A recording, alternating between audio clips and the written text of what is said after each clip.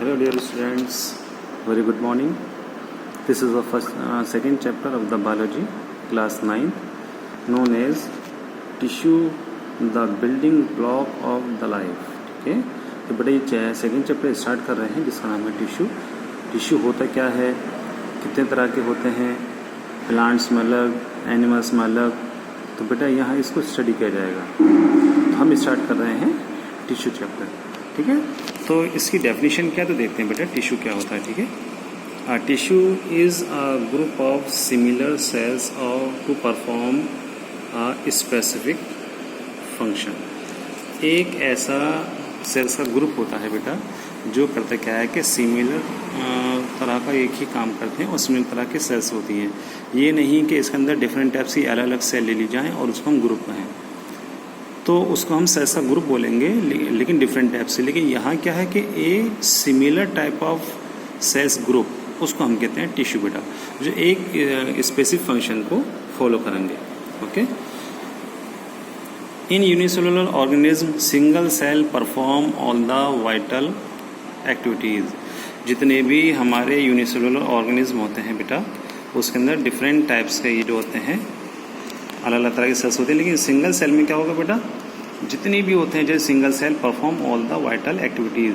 जो भी single cell organism होते हैं उसके अंदर क्या होगा, सारी एक्टिविटीज़ को ये परफॉर्म करेगी. एक ही सेल जैसे अमीबा है, अमीबा रिप्रोडक्शन भी करता है और रेस्पिरेशन भी करता है, एक्सक्रीशन भी करता है. ओके, इस तरह से क्या होता है कि वो एक वाइटल एक्टिविटीज़ को परफॉर्म करता है सिंगल सेल होते हुए भी. ठीक है, लेकिन जो कि खासों से लिविंग सेल होती है. अब आप कहेंगे एग इज़ अ सेल और अमीबा इज़ अ सेल, तो बेटा वो क्या कहते हैं, इसको हम सिर्फ सेल कह सकते हैं लेकिन उसको हम लिविंग ऑर्गेनिज्म बोलेंगे अमीबा को, जबकि अंडे को हम क्या बोलेंगे, सिर्फ एक सेल बोल सकते हैं. नेक्स्ट देखेंगे इसमें बेटा, in multi cellular organism different functions are distributed among different types of cells. Okay, multi cellular organism जो होते हैं उसमें डिफरेंट फंक्शंस फॉलो करता है जो कि खासों से डिफरेंट टाइप्स के सेल्स के अंदर फॉलो होते हैं.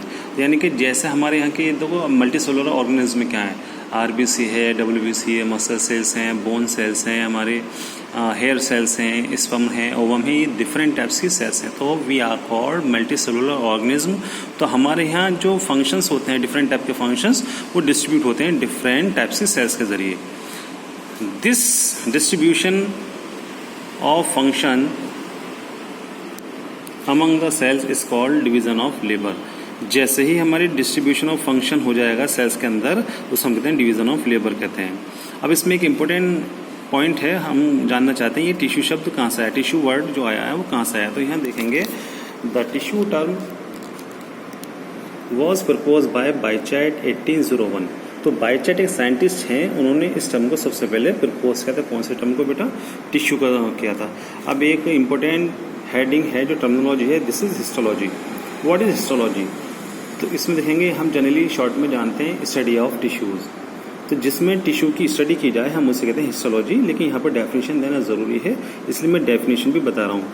The branch of biology in which tissue are studied is called histology. एक बायोलॉजी की ब्रांच है जिसके अंदर टिश्यू की स्टडी की जाती है, हम उसे कहते हैं हिस्टोलॉजी. ठीक है, अब देखो इसके अंदर the term histology was coined bye mayor. जो हिस्टोलॉजी टर्म है उसको किसने प्रपोज किया था बेटा, मेयर. यहाँ स्पेलिंग देख लेंगे MEYER, मेयर. मेयर ने इसको सबसे पहले हिस्टोलॉजी टर्म को प्रपोज किया था. अब देखते हैं बेटा founder of histology the Marcello Malpighi. तो Marcello Malpighi is known as father of histology. Okay, अब देखें बेटा organ, several tissues together contributing organs.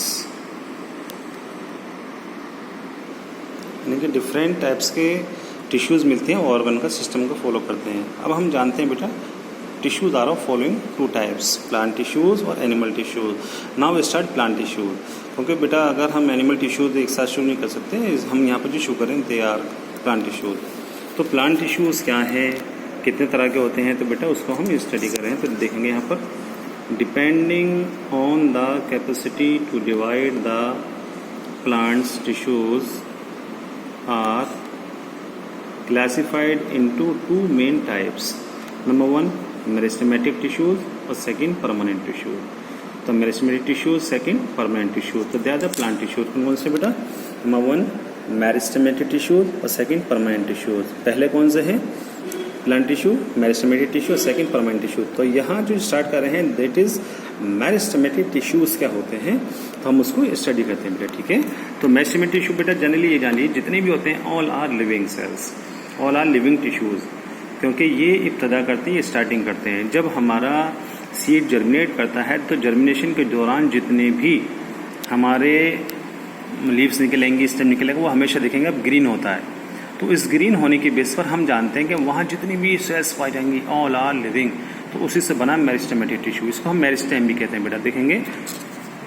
It is also called meristem, यानी कि हम इसको मेरिस्टेमेटिक टिश्यू को शॉर्ट में मेरिस्टेम भी कह सकते हैं, okay. It is a group of young cells, ये यंग सेल्स का ग्रुप होता है that have the capacity of active cell division. इसमें एक्टिव सेल डिवीजन का मीन्स क्या है कि इसमें डिवीजन सेल पाया जाएगा। खासतौर से रखना, ऑल सेल्स कैसे होंगे बेटा? एक ऐसा सिस्टम रहेगा जिसके जरिए यंग सेल्स पाए जाएंगे, लेकिन इसमें डिवीजन पावर भी पाई जाएगी, ओके। यहाँ देखेंगे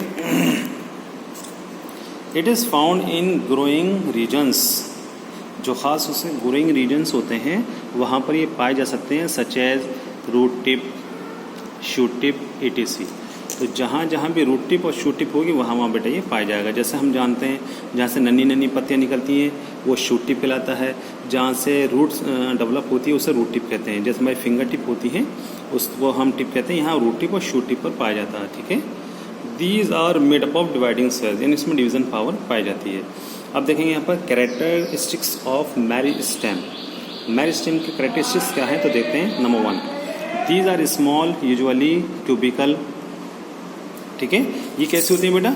ये खास तौर से देखेंगे स्मॉल होती हैं, ठीक है। These are small usually cubical, cube like होती हैं, ट्यूब नहीं, क्यूब, CUBI, क्यूबिकल होती है, यानी कि cube like structure.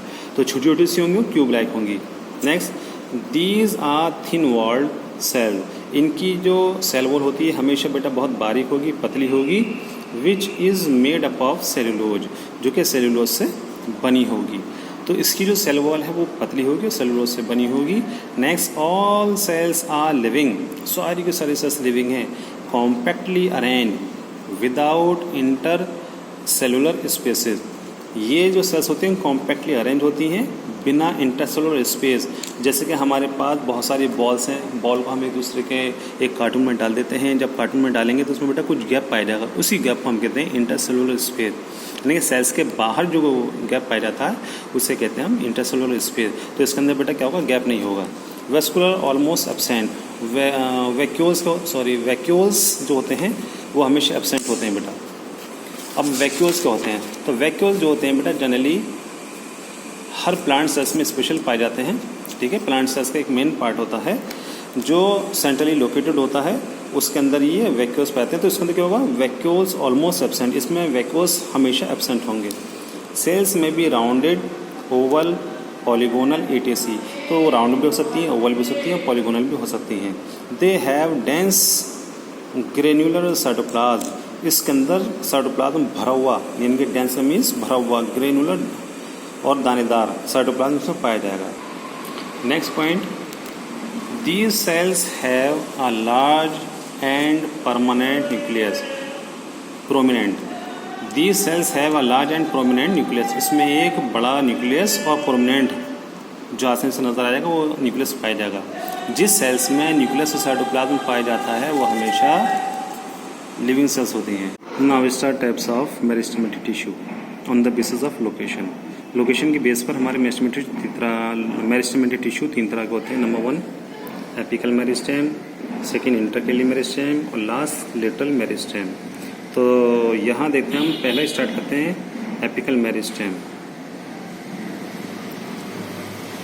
It is located near the root tip, stem and other growing regions like growing young leaves near the tip of stem as well as tip of axillary bud। तो ये जो locate होते हैं root tip पर पाए जाएंगे, stem के tip पर पाए जाएंगे, और जो भी रीजन्स होते हैं वहाँ खास तौर से पाए जाते हैं। जैसे हमारी यंग पत्तियाँ निकलती हैं, ग्रोइंग यंग लीव्स होती हैं, वहाँ होते हैं। On the other tip of stem जहाँ से निकलता है ना वहाँ भी पाए जाते हैं। और एक्सिलरी बड, जो एक्सिलरी बड यानी जो हमारा एक्सिल होता है ना, मेन स्टेम है, वहाँ से नई नई जो पत्तियाँ जब निकलती हैं तो उसे कहते हैं एक्सिलरी। और बड का मीन्स वहाँ से छोटी सी बड निकलती हैं, तो जैसे मेन स्टेम से नया तना निकलेगा वहाँ भी खास तौर प्रेजेंट होते हैं बेटा। These cells give rise to primary permanent tissue. ये जो हमारी सेल्स होती हैं कौन सी एपिकल मेरिस्टेम की, ये क्या कहते हैं, प्राइमरी परमानेंट टिश्यू को प्रोड्यूस करेंगी। क्योंकि हम जानते हैं जब हमारा प्लांट होता है जो ग्रोइंग हो रहा है यानी कि जो जर्मिनेट किया है वो फ़ौरन हम देखेंगे ग्रीन होता है, लेकिन कुछ साल बाद हम देखेंगे कि वो ब्राउनिश कलर का और थिक उसमें थिकनेस आ जाती है, डायमीटर बढ़ जाता है। तो एपिकल मेरिस्टेम से ही प्राइमरी परमानेंट टिश्यू का डेवलपमेंट होता है। अब देखो बेटा देखेंगे next function of the apical meristem. It causes increase in the length of root and stem. ये लेंथ को इंक्रीज करेगा किसकी, रूट की और स्टेम की। Next intercalary meristem, these are the part of, ये सेकेंड टाइप है बेटा। तो देखेंगे ये होते क्या हैं, these are the part of apical meristem. Apical meristem से ये यानी कि डेवलप होते हैं। These are found at the base of node, internode and leaves. ये नोड इंटरनोड ये क्या है ये नहीं पता, और लीव्स आप जानते हैं। तो नोड क्या होती है बेटा, जहाँ से नई पत्ती निकलती है। जैसे हमने कोई पत्ती बनाई, पत्ती जहाँ से निकलती है उसका जो बेस होता है वहाँ पर खास तौर से ये नोड पाई जाती है, ठीक है। और इंटरनोड क्या है, दो पत्तियों के या दो स्टेम के बीच का जो पार्ट होता है जहाँ पर कोई पत्तियाँ नहीं होती उसको हम कहते हैं इंटरनोड। तो उसकी बेस पर पाई जाती है बेटा। नेक्स्ट देखते हैं इसमें function. It causes elongation of internodes and petiole. Internode से लंबाई बढ़ाएगा, और पैटियोल यानी तना जहाँ से चिपका रहता है, यानी कि पैटियोल का तने से जो पत्ती अटैच रहती है। पैटियोल क्या है, तो यहाँ देख लीजिए stock of the leaves. Stock यानी जहाँ से पत्ती स्टेम से अटैच रहती है उस पार्ट को हम कहते हैं पैटियोल। तो पैटियोल की लंबाई बढ़ाएगा और इंटरनोड की बढ़ाएगा, जिसकी बेस पर पत्ती की लंबाई इंक्रीज हो जाती है, और यहाँ जो इंटरनोड है उसकी भी लेंथ बढ़ जाएगी। तो हमारा जो प्लांट है उसकी इंक्रीज लेंथ होती चली जाती है। थर्ड टाइप है lateral meristem. This is the third type of lateral meristematic tissue या लेटरल मेरिस्टेम। यहाँ देखेंगे बेटा, it is present along the sides of the plant. Plant के साइड में जो एक हम बनाएंगे गोल मान लीजिए, ठीक है, डायमीटर है, उसकी जो साइड होंगी यानी मिडिल से अलग नीचे की तरफ जहाँ एंड होगा वो हमारा कहलाता है side.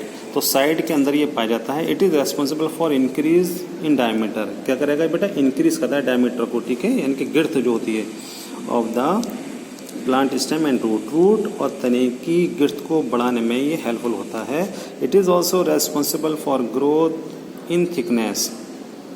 This phenomenon is called secondary growth. यानी कि करता क्या है कि बेटा ये ग्रोथ की थिकनेस को बढ़ाएगा, इस सिस्टम को हम कहते हैं सेकेंडरी ग्रोथ। अब इसमें एक इम्पोर्टेंट टर्मिनोलॉजी है that is known as cambium. तो कैम्बियम क्या है, कैम्बियम की बेटा डेफिनेशन देखेंगे।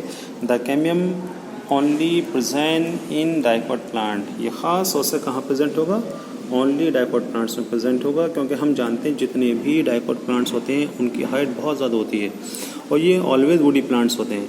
तो वुडी प्लांट जो होते हैं किसी बेस पर होते हैं, वो होते हैं बेटा सेकेंडरी ग्रोथ। ये जो भी ऊपर बताया था सेकेंडरी ग्रोथ, इसी सेकेंडरी ग्रोथ की बेस पर हमारे प्लांट वुडी होते हैं, सिर्फ और सिर्फ डाइकोट प्लांट, ओके। जबकि मोनोकोट प्लांट जो होते हैं बेटा वो ख़ास तौर से हम देखते हैं वुडी नहीं होते। जैसे हमारा बैम्बू है, हमारा बनाना है, हमारा और घास वगैरह है, या हमारे जो भुट्टा जिसे कहते हैं मेज़, ठीक है, ये सब जो होते हैं ये वुडी नहीं होते, इससे हमारे तख्ते नहीं बनते। लेकिन जो डाइकोट प्लांट्स होते हैं उससे हमारी लकड़ियाँ फर्नीचर सब बनता है, जबकि मोनोकोट से नहीं बनता। तो ये cambium only present in the dicot plant. It is located between the xylem और फ्लोएम। फ्लोएम और जाइलम के बीच में पाया जाता है कौन, कैम्बियम। तो कैम्बियम की लोकेशन कहाँ हो गई, जाइलम और फ्लोएम के बीच में। और किस में पाया जाएगा खास तौर से, वो डाइकोट प्लांट्स के अंदर, xylem and phloem of the vascular bundle. Vascular bundle उसे कहते हैं जहाँ पर जाइलम फ्लोएम एक अपनी लोकेशन प्रेजेंट होते हैं। तो जहाँ जाइलम फ्लोएम होगा उस पार्ट को हम कहते हैं वेस्कुलर बंडल। तो उसके बीच में ये कैम्बियम पाया जाता है। एग्जाम्पल देते हैं इसमें कॉर्क कैम्बियम, इसका एग्जाम्पल होता है। Thank you.